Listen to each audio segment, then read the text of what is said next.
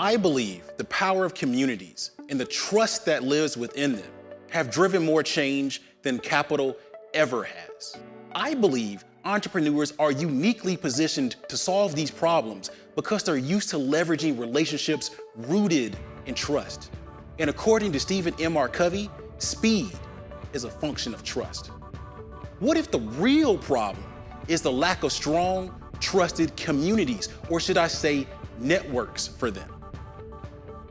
Now, we all know that no entrepreneur can succeed without a strong network of support. And generations of people have passed down phrases like, your network is your net worth. It's not what you know, it's who you know. So the key questions we should be asking ourselves are, what is a strong network made of? And who is the who?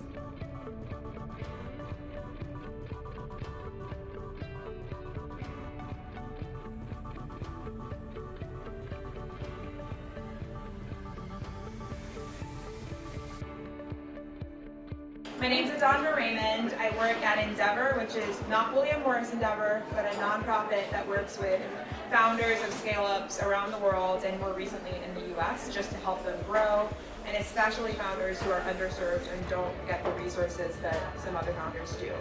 And I work on our US network, specifically underrepresented founders. When you don't see how your story fits into a narrative, it's so easy to close it off for yourself. Even when you think you're ambitious, even when you think you can do anything, you can still subconsciously close doors for yourself. And I realized the ways in which I've been lucky coming from Trinidad that at least I had seen people who looked like me be very successful, even if it wasn't in the entrepreneurship or innovation space. 4 inflections in my life that inform who I am and how to become a retired Jedi. 1, I am an immigrant child that grew up in Cleveland, Ohio. I got a lot of shit working against me, okay? So, I'm a big believer in underdogs. I'm a Browns fan. I'm also a big believer in doing good. Second, I went to Harvard, but I did not, like my co-presenters, do anything in economics, computer science. I was a philosophy major that did service work. Wow. My most important things that I learned from Harvard was connecting about people. I lived in Boston housing projects. So when we run programming, it's not to from here, it's to do it here. 110 Westwood Way in Dorchester in Boston housing, that's where I live. Wow. You know, eating plantains, working with the community, that's where I'm happiest. Talk about this journey of a hero, the person that lives their life, something happens, they jump into the fight, they meet a mentor, think Yoda, Obi-Wan Kenobi, stuff like that. They meet some friends, right? They meet some friends, some allies. They start training. The middle part of the movie, you know, they meet the bad guy, somebody dies. Usually that person is black, but it's all good. They think about quitting, right?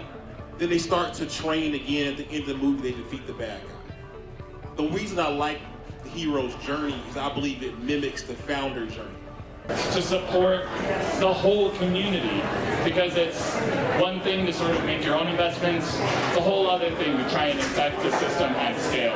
My story, it began, I was born in Mexico. I'm a border city girl. I was born on the cusp of Mexico and the United States. Growing up, I always felt like I was in this in-between world, where every weekend I would cross the border to go shopping, go to the mall, but then I would go to school in Mexico where, you know, growing up, my mom and I would do fundraisers so that we could get heaters in the wintertime in our school. Cool. All right, we'll get back to the relationship building and drinking and eating, and we'll talk to you. We'll just keep on going. Just keep on going, y'all. You are a force for good. Now go pay it forward for the good of your nation.